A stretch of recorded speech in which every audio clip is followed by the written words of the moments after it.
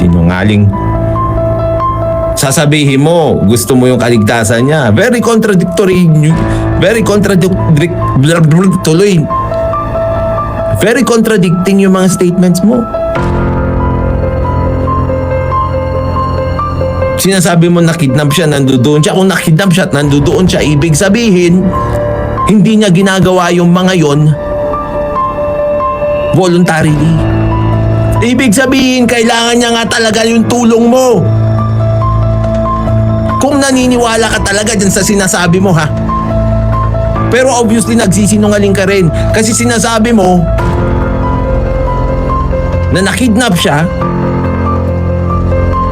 Siyempre, pag nakidnap ka, are you under your own free will? Whenever you do anything? Hindi, di ba? Pag nakidnap ka, you are held without your consent. Tapos sasabihin mo na, pinagpagdadasal ko pa rin yung kanyang kaligtasan, pero imbis na i-rescue mo yung taong naniniwala kang kinidnap, kakasuhan mo. Exactly. Exactly. Yun talaga yung talagang questionable talaga sa akin, 'di ba? Kung naniniwala talaga si Senator Risa Hontiveros na kinidnap or brainwash etong si Rene, bakit isasama mo siya sa kaso kung gusto mo talaga siyang i-rescue? Diba? Ako, walang problema kung kasuhan niya sila Banat-Bay, sila sa Asaso, sa mga nagko-comment laban sa kanya. Pero ang nananatiling question sa akin, bakit kasama si Rene doon kung naniniwala ka na kinidnap itong taong to? At sinasabi nga na nandoon pa yung, kumbaga, ewan ko kung tama yung word ko, ulitin natin, parang ang sabi yata naaawa, parang ganun. Parang nandoon pa yung yung isipan niya na kinidnap itong si Rene, may chance pa, ganun. Pero kasama siya doon sa kaso, 'di ba? Kakasuhan mo. 'Di ba? Parang hindi, nagkakaroon ng dalawang statement doon sa paliwanag na yan. Ayan na. Tignan nyo, Dahil baka o malamang konektado yan dun sa cry for help nung earlier last month ni Michael Maurillo. Nanalangin pa rin ako para sa kanyang kaligtasan. Sana matukoy kaagad ng PNP Davao kung nasan siya at mailigtas. Pero gayong paman, kailangan... Narinig nyo? Para maligtas pero kakasuhan mo. Parang hindi ko makita yung connect. Hindi ko ma-connect yung gusto mo siyang maligtas kasi naniniwala ka na itong testigo mo before na-kidnap or na-brainwash, 'di ba? Kaya nga humingi siya ng tulong sa mga men in uniforms natin sa PNP. 'Di ba? Kung nasaan na to si alias Rene para i-save and i-rescue. Then after i-save, i-rescue, kakasuhan mo. 'Di ba? Kayo guys, tingin nyo. Yan, basta muna tayo bago tayo mag-continue yan. Yan, puzzle yung disinformation niya, sabi ni Madam Lucia. Yan, nagkaso rin ba siya sa perjury? Wala pa pong perjury kasi ayun yung question kanina ng reporter na hindi pa po perjury yung kaso. Ang kinasol pa lang niya as advice ng kanyang mga lawyers as per dito kay Senator Risa Hontiveros is cyber libel pa lang daw po yung ikinaso doon sa 12 na yon na kasama doon sa kaso. Sabi ni Thailand, ang galing, i-rescue tapos kakasuhan niya yung i-rescue niya. Yun nga di ba? Yun nga. Yun yung medyo talagang kumbaga medyo naguguluhan ako doon sa statement. Nagiging dalawa yung narrative doon, di ba? Kakasuhan mo yung taong to, tapos i-rescue mo siya kasi naniniwala kang kinidnap. Parang ngayon ko lang narinig yung ganong klaseng statement. Di ba? Ayan. Continue natin. So, kagaya nito, sabi ni Ace, babay na DDS soon. Yan, sabi niya. Yan, DDS daw mahina. Actually, hindi ako part ng DDS. Yan is, kinokomenta lang natin itong mainit na issue ngayon ng gobyerno natin. Itong issue ni Rene, alias Rene, at itong issue ni Senator Risa Hontiveros. Actually, imbis na ganyan sana yung kung kanyari pabor ka kay Senator Risa Hontiveros o kulay pink ka, mas better siguro i-explain mo dyan, ipaliwanag mo dyan sa baba sa comment section bakit ganun yung explanation ni Senator Risa Hontiveros. Kasi ako, even me, hindi ko siya naiintindihan. O sabihin mo ng pagiging mahina yon, pero ako malinaw sa akin na yung sinabi niya na kinidnap, diba? Eto, ulitin natin ulitin natin yung statement niya. Malinaw to yung sinabi niya dito.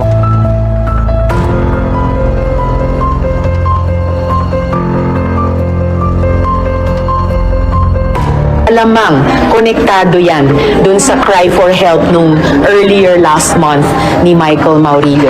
Na nanalangin pa rin ako para sa kanyang kaligtasan. Sana matukoy kaagad ng PNP Davao kung nasan siya at mailigtas. Pero gayong paman, kailangan So PNP Davao ang magliligtas tapos ikaw magkakaso. Samantalang sabi mo ikaw yung tinatakbuhan niya para humingi siya ng tulong. Diba? Question. Ay nako. Parang dalawa talaga yung istorya nito ni Senator Risa. Ayan. Medyo gumulo yung narrative niya dito. Ayan.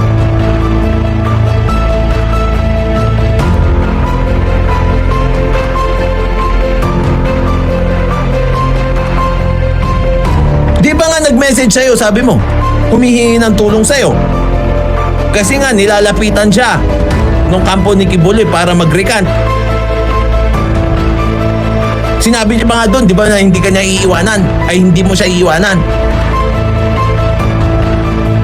O ngayon sinasabi mo na PNP i-rescue nyo. Tapos ikaw, ginagawa mo, kinakasuhan mo yung taong humingi ng tulong sa'yo na naniniwala kang kinidnap. Kung Diba? Malinaw yun eh. Malinaw yung sinabi dito ni Senator Risa Hontiveros, diba? I-rescue, iligtas, diba? Etong si alias Rene, etong testigo na to. Then after maligtas ng PNP sa pagkakakidnap, ang gagawin po kakasuhan po. parang ang gulo, no? Parang ang gulo na. Di ko siya masyado naiintindihan. Pasensya na, Ace, no? Hindi ko talaga nag-gets yung explanation na yun. Magulo talaga yung explanation ni Senator Risa dyan. Ayan. iniwala kang kinidnap yun, hindi mo kakasuhan kasi nga alam mong hindi niya voluntary na gagawin yun kapag siya ay under a hostage situation.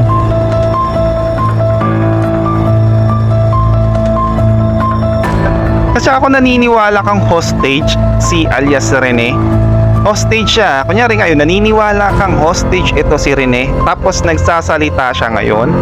'Di ba? Pas iisipin mo na talagang parang kinokontrol yung narrative or yung sinasabi nito ni alias Rene.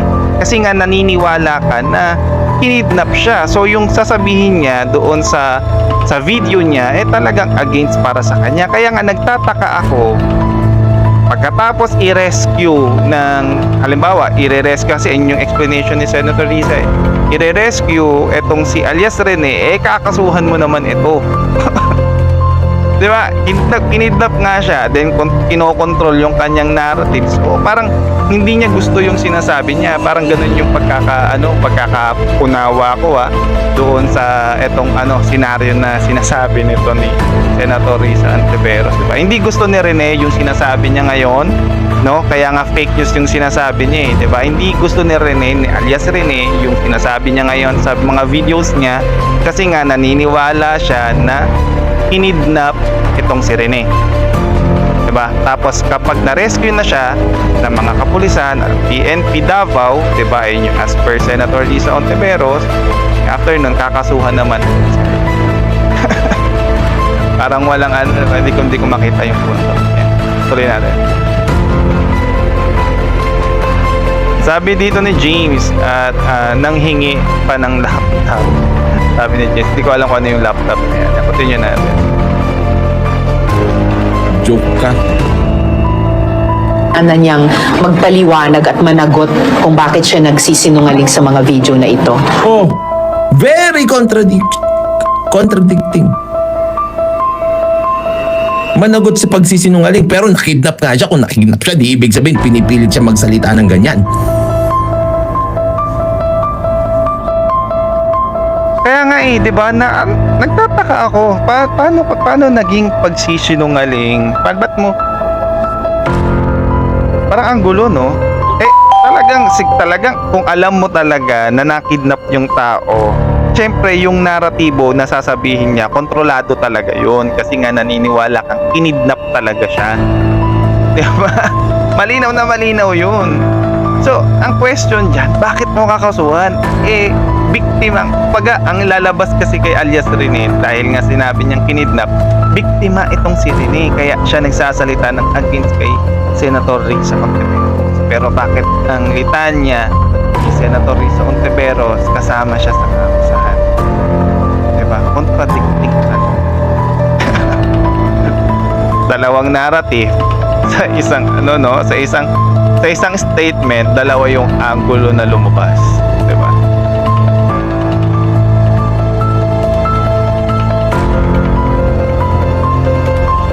Oh, ito, bigyan kita ha. Risa Ontiveros ng example ha. Oh, may isang batang kinidnap. Tapos nag-release siya ng video. Kasi nakidnap nga siya, di ba? O tapos sasabihin niya, oh ito, sabihin mo sa mga magulang mo na magpadala sila ng pera dito sa lugar na ito. May sasalubong sila na tao. May sasalubong na tao na ganto, ganyan sa kanila. Nakidnap yung tao ah. Anak ng isang tao. Mayaman na incheck. Tapos syempre naglabas siya ng video. Sabi niya, mapa, magbigay po kayo ng pera. Ilabas nyo dito. Dalhin nyo dito sa lugar na ito. Dalhin nyo sa lugar na ito. May iwan nyo sa may basurahan. May pupulot ho. Tapos anong gagawin ni Risa Ontiveros pag ganon? Kakasuhan niya yung kinidnap. Bakit? Kasi yung kinidnap humihingi ng ransom.